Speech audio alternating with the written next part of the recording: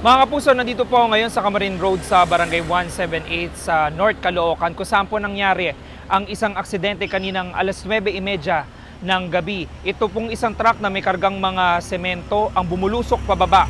At ang unang tinamaan po niyan ay yung poste ng ilaw na kaladkad ng ilang metro at nabangga rin ito yung bahagi ng isang bahay, particularly yung kwarto ng bahay at umangat din po yung bubong sa lakas ng impact. Sa initial na impormasyon na nakuha po natin mula dun sa mga saksi, maging dun sa mga first responders, itong truck na ito ay nakahinto po dun sa taas na bahagi na yun ng kalsada matapos sumabit yung side mirror dun sa kawad.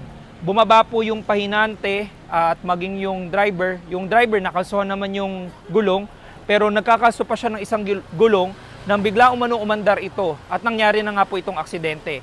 Isang pahinante po yung nasugatan dun sa insidente na tinamaan ng debris nung side mirror, habang dito naman po na kung saan bumangga itong truck na ito, particularly dito sa isang bahay, ito sa may poste ng ilaw, wala naman po na nasugatan dun sa mga residente. Yung truck driver ay nasa kustudiyan na po ng pulisya ngayon habang nagpapatuloy ang investigasyon.